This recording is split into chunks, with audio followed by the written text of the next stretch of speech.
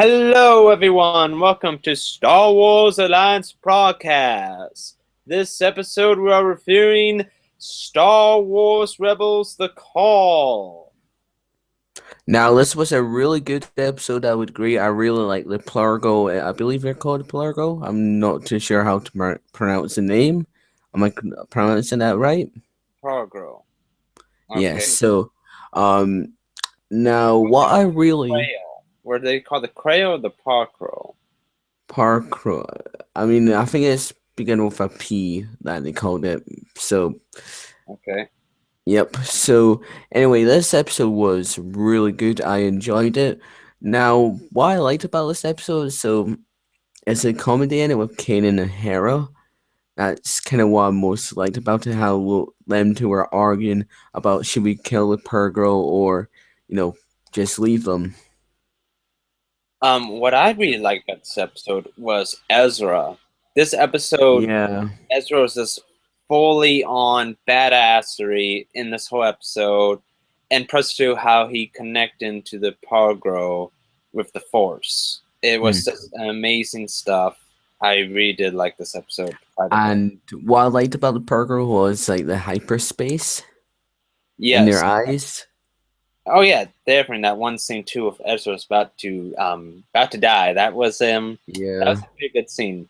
So let's go over the scenes here a bit, shall we? So we hmm first start off with the rebel crew on the Ghost having some trouble. Yeah. So basically, the heating is off on the go, so you need to refuel on fuel, and that's basically their whole mission, trying to go to this outpost out of nowhere in the middle of the outer rim. I believe they're in. Am I correct? The outer rim. Yes. So they're looking for fuel. Then they come across these modified TIE fighters. Mm-hmm. Now, what I really liked about these modified TIE fighters was that it was like a replica of Sabine's, artistic one, what the rebellion have. Yeah. And, it was kind of cool to see how Ezra was reacting to the TIE fighters trying to attack the Purgle in this Yeah. episode because, he was having feelings for them, how, sad they were alone out in this outer rim. So, Well, what I really like about the opening scene here too is that it's with Ezra. You know, he's the only one who gets to mhm, hear these creatures. He understands what these creatures are going through. I understand that Hera has a bad relationship with these creatures through, because she lost a friend. yeah. But the thing is, though, I really like the connection with the Force and the creatures with these in this episode. But the thing is, I was wondering is why does Kanan not, Not you know, Sensum. yeah, that's weird that he's a Jedi Master, maybe have more trained Ezra, of course he did, but he doesn't sense these creatures. Feels kind of weird. Maybe that his instincts are not as clear as Ezra's. Maybe that could be it. That definitely could be it. So basically, though, after the TIE Fighters attack, Ezra says, "Let's follow the Progro." I don't know. I don't know if I'm pronouncing the names right, Never but mind. basically, follow the sea whales and see where they take us. And they take us to this place right here. Which is outpost. Now, what does this look like? Is this a moon? Is this a crater? What is this big giant round thing they're on? Like I'm asteroid? reckoning that it's either an asteroid or a moon. Okay. I Those are my two guesses. all right. So basically, they go here to where the outpost is, to the station here, where they're mining the gas for the fuel. Fuel.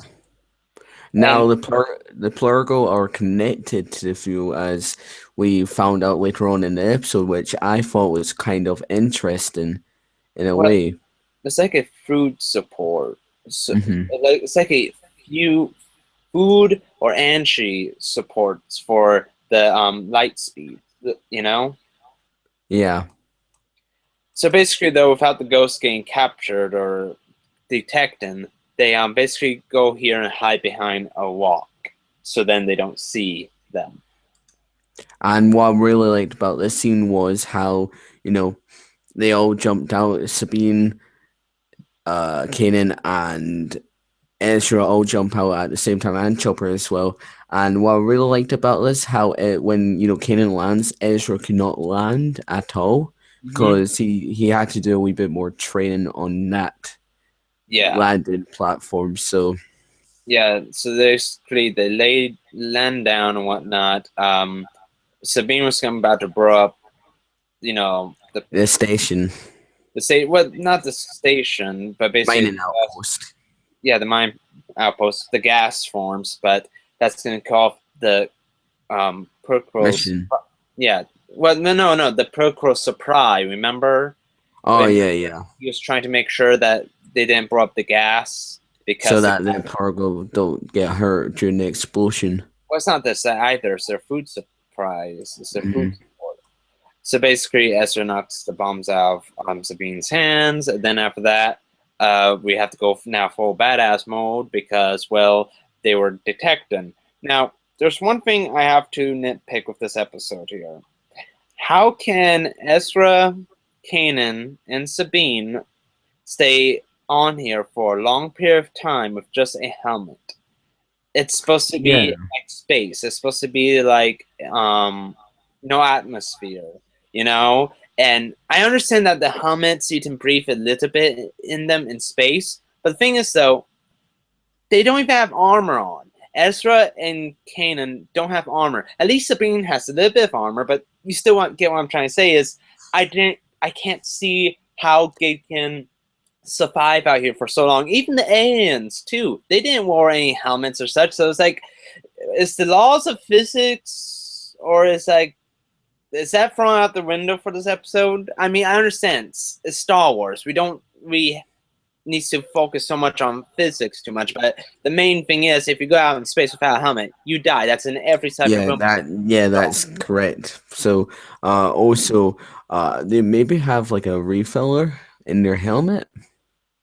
Maybe it's I I don't know. I just wish they explained it a bit more. Hmm. But basically, though, now they're on the action scene. Now they're on the move, you know. And Ezra is there to provide backup too for Kanan and Sabine because of Ezra's plan about, let's do this in a different way. That's trying to clear the platform instead, so we're blowing up the gas. And Kanan, what I really like about this episode too is Kanan goes along with Ezra all the way through this episode. Not one single doubt at all. Now he was trusting his instincts. Definitely. And here's our weird thing. I just want to point this up. Have you noticed the past 3 episodes we're not seeing Rex whatsoever? Yeah, I'm kind of worried about that. I mean, I'm hoping that I think they're hinting that they may kill Rex off. well, the thing is though, he's not even on the ship. He's nowhere on the ship. I mean, maybe he's on the rebel shuttles. I understand that, but still though, it's like, where is he? Can we know what happened to him? I mean, come on. Come on. I mean, in the mid-season trailer, you hear him go. So you hear someone go Rex, Yeah. So I like just they shout his name. I'm reckon it was Sabine who shouted his name. maybe, I don't know. But the thing is, though, we just have to see what happens. And I'm hoping in the next episode coming up here soon that we get Rex. Especially, Yeah. too, with the characters. That's going to be in the next episode. So, So anyway, basically, though, they fight and all of that, right? hmm And then Ezra falls down into the gas by a lucky after shot. yeah, after when the guy who was shooting at turned at the top was shooting at Ezra, and then Ezra falls off from the explosion.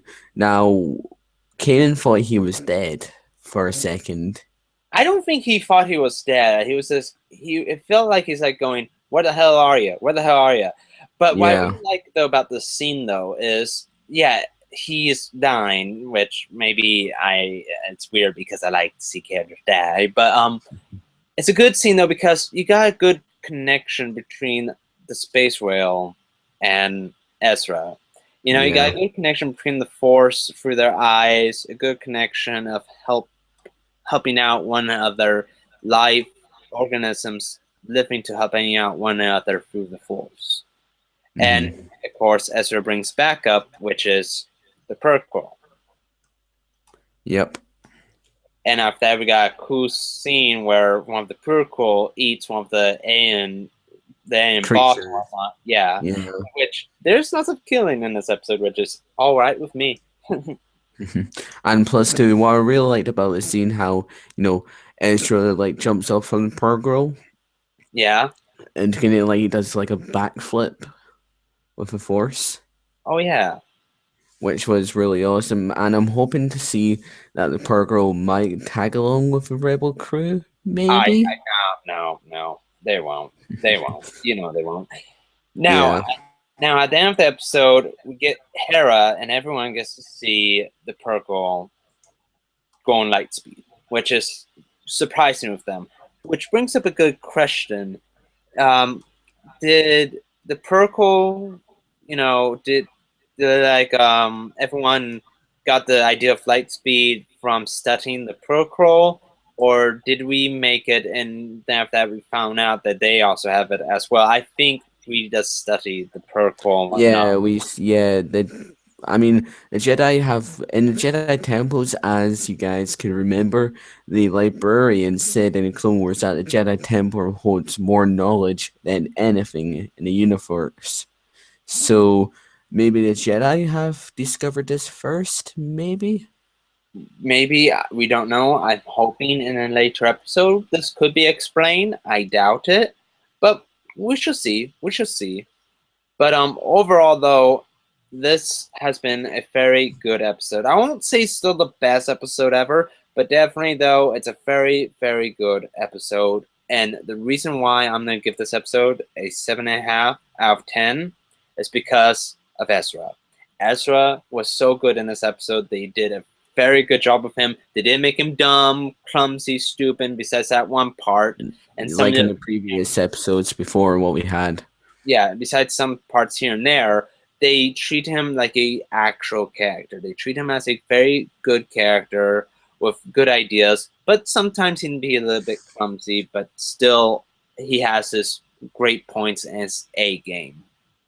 So what So I what would I would go go for for my has to has be to be 7.5.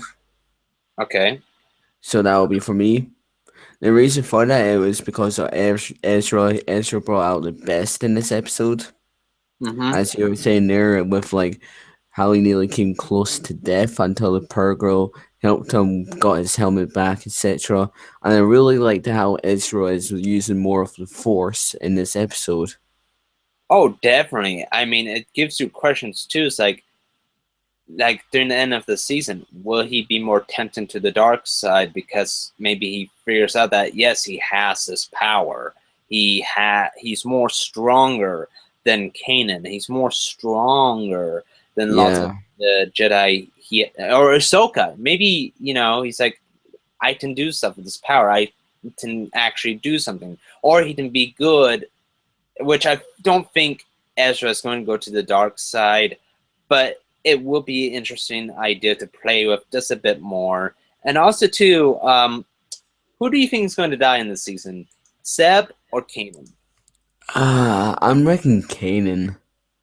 I was going to think Kanan too, but then after that, somebody put out an interesting point that Freddie Prinze Jr. said that Kanan is going to go through pain or at least some sort of Suffer. suffering. And now I'm thinking maybe that might be Seb. Seb might Yeah, yeah, Seb might die. Now, as we all know, that Darth Maul is returning to Rebels, so I'm reckoning that, as Freddie Prinze Jr. pointed out, that maybe it'll be that episode what Darth Maul is in will be connected to that. yeah, that will be very interesting for sure, for damn sure. So anyway, guys, that's basically a roundup for Star Wars Rebels Season 2, The Call. I hope you guys enjoyed our episode review. If you did, comment down below on what are your thoughts for this episode. And remember to subscribe, and may the Force be with you always.